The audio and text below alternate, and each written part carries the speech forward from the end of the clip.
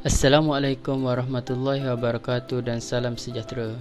Saya merupakan wakil kumpulan untuk pembentangan subjek falsafah dan isu semasa. Kumpulan kami terdiri daripada 5 orang ahli. Yang pertama ialah Bo Yauling, Nur Farah Syafiqah binti Abdul Ghani, Nurul Nabila binti Rani, Raka'i bin Kosman dan saya sendiri, Muhammad Syafiq Imam bin Hamid. Kumpulan kami telah memilih tajuk isu berkaitan dengan etika alam sekitar.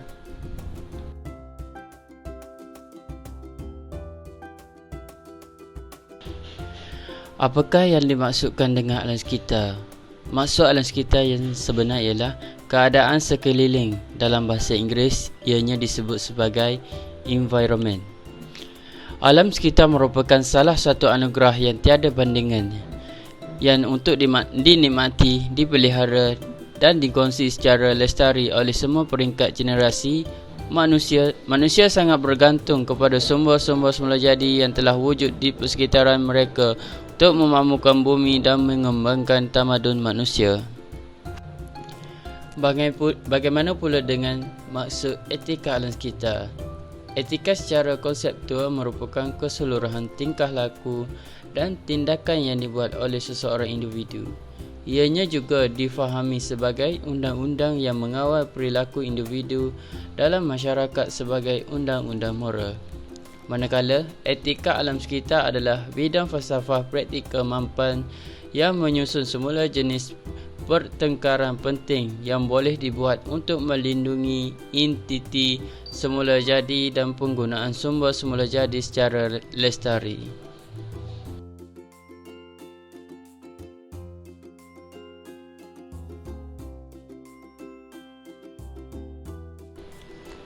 Seterusnya ialah konsep etika alam sekitar.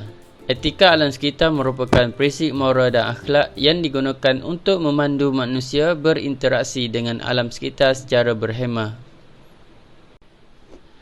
Terdapat beberapa konsep etika alam sekitar. Yang pertama ialah konsep anthrocentric. Anthrocentric bermaksud antro bermakna manusia, manakala centric bermakna berpusat. Maknanya anthrocentric ialah berpusatkan manusia. Konsep ini di mana manusia menganggap diri mereka sebagai entiti penting dan pusat dalam alam semesta. Mereka menilai realiti seseorang manusia secara perspektif eksklusif dan percaya bahawa manusia dan alam sekitar merupakan dua entiti yang berbeza. Manakala konsep yang kedua ialah konsep biocentric individualist. Bio bermaksud nyawa, centric bermaksud berpusat. Konsep ini berpaksikan kepada nyawa atau hayat. Perhubungan etika di antara manusia dan persekitaran yang memiliki persamaan dan saling berkait, iaitu hubungan antara benda hidup dan benda tidak hidup. Konsep etika biocentric individualist memberi penekanan di mana semua kehidupan berhak menerima pertimbangan atau kedudukan moral yang sama. Ditemui dalam beberapa tradisi dan tokoh sejarah, contohnya tradisi Buddha yang mengelak daripada membunuh atau mencederakan mana-mana benda hidup. Berhujah tentang prinsip keadilan restitutif, kewajipan untuk membuat ganti rugi bagi kemudaratan yang telah diwujudkan. Manakala konsep yang ketiga pula ialah konsep egalitaris. Berasal daripada perkataan Perancis iaitu egal, yang bermaksud sama. Trend falsafah yang menentukan keutamaan tinggi kesamarataan untuk semua individu atau seseorang harus mendapatkan atau diperlakukan dengan layanan yang sama. Konsep egalitaris mengatakan bahawa setiap orang harus mempunyai tahap yang sama dalam keperluan barangan dan perkhidmatan. Egalitaris merupakan ajaran yang diubah-ubah kerana terdapat beberapa persamaan atau cara di mana manusia dianggap sama. Dalam masyarakat demokratik moden, istilah egalitarian merujuk kepada satu kedudukan atau tahap memihak untuk menerima apa sahaja alasan, tahap persamaan dan kekayaan.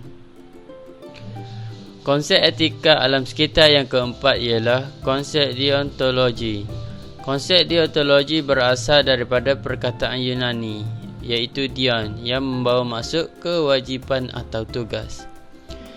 Teori etika yang mengatakan bahawa tindakan sama ada baik atau buruk mengikut satu set peraturan yang jelas. Peraturan tersebut membahagikan tindakan kepada 3 kategori moral. Yang pertama ialah yang wajib, yang dilarang dan yang dibolehkan. Etika deontologi berpendapat bahawa kita mempunyai tanggungjawab untuk mengelakkan diri daripada tindakan tertentu seperti membakar hutang dan menebang pokok secara tidak mampan.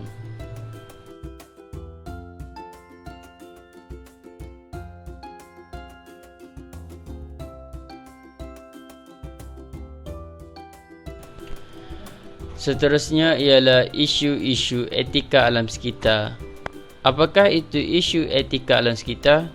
Pelbagai isu alam sekitar melibatkan pencemaran, pengeksploitasian sumber alam termasuklah sikap masyarakat dunia, pengeksploitasian manusia secara tamak dan rakus terhadap sumber bahan-bahan mentah bumi dan sikap tidak menghargai alam sekitar oleh manusia telah menyebabkan pelbagai pencemaran alam sekitar.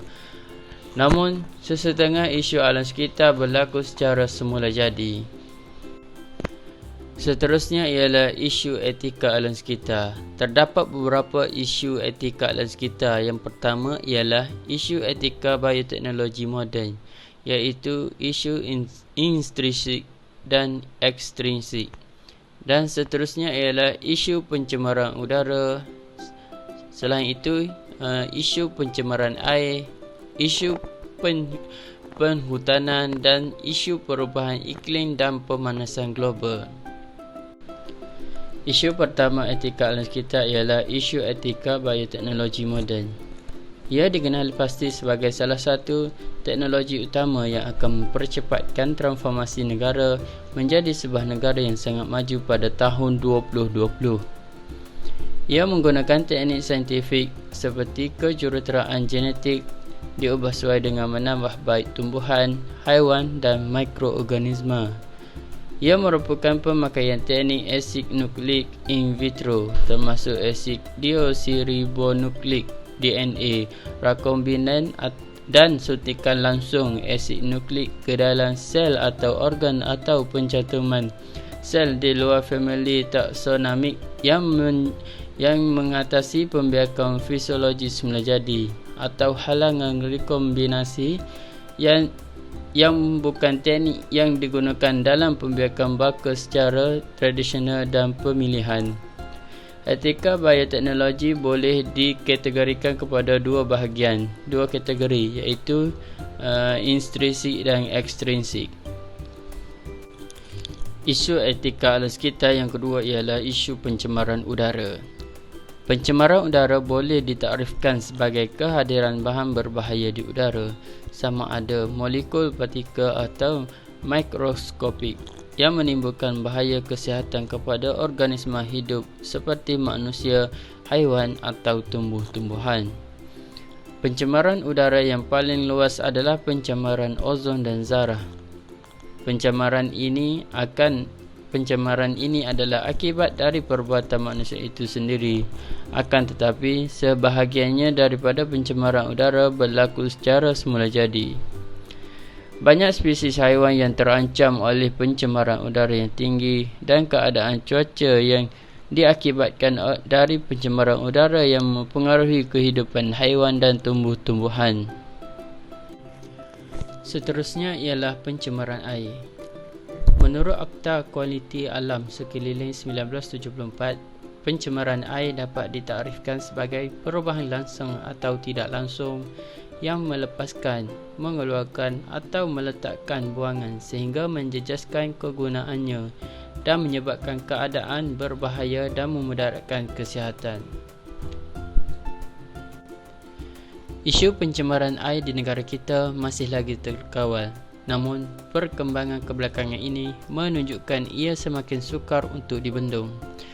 Antara aktiviti yang menyebabkan berlakunya pencemaran air ialah aktiviti perindustrian. Aktiviti perindustrian yang dijalankan boleh menyebabkan kemusnahan kepada alam sekitar kerana sisa industri yang mengandungi bahan kimia sangat berbahaya kepada masyarakat setempat dan alam sekitar. Ini kerana sesetengah pemilik industri asing ini membuang atau melepas sisa secara haram ke sungai atau alur air yang berdekatan dengan operasi kilang sehingga mewujudkan kesan buruk kepada alam sekitar yang kompleks seperti pencemaran sungai. Menurut laporan kualiti air sekitar, kualiti alam sekitar EQR yang dikeluarkan Jabatan Alam Sekitar Sungai Buloh, di Johor merupakan salah satu sungai yang paling tercemar di Malaysia akibat aktiviti pengindustrian. Sebagai contoh, masalah ini berlaku akibat daripada pelepasan sisa pepejal, sisa kumbahan, sampah sarap dan sisa toksik daripada aktiviti perkilangan dan perindustrian. Selain itu, pencemaran air juga boleh berlaku disebabkan oleh hakisan tanah yang dilakukan oleh kegiatan pembalakan hara yang berleluasa dan bahan-bahan regolik daripada hakisan tanah tersebut masuk ke dalam sungai-sungai. Data pada tahun 2016 dan 2017 menunjukkan bahawa kebanyakan kualiti air sungai di Malaysia berada di indeks kualiti air kelas 2 dan kelas 3. Selain itu ialah isu perhutanan. Hutan penting untuk semua kehidupan kerana hutan menyediakan habitat untuk pelbagai jenis haiwan, melindungi kawasan tanahan air dan membekalkan oksigen yang kita perlu untuk meneruskan kehidupan. Terdapat beberapa punca utama yang membangkitkan isu penebangan hutan di Malaysia. Antaranya ialah pertanian komersial, yang kedua ialah kegiatan perlombongan dan yang terakhir ialah kegiatan pembalakan. Sekiranya perkara ini terjadi, akan berlakunya kesan buruk terhadap penebangan hutan. Keseimbangan ekosistem yang terjejas akan membawa kepada potensi banjir, hakisan tanah dan gangguan kitaran air.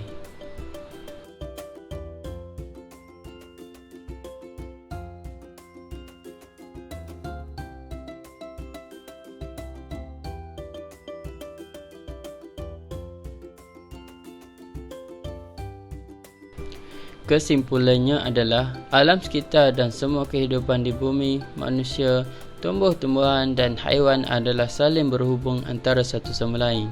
Kita mestilah menghargai alam semula jadi melalui mematuhi peraturan dan undang-undang yang berkaitan dengan alam sekitar. Penghayatan etika alam sekitar adalah penting kerana sekiranya tiada penghayatan etika tersebut oleh umat manusia, maka segala keindahan, kebaikan dan keistimewaan di sekeliling kita akan musnah begitu sahaja.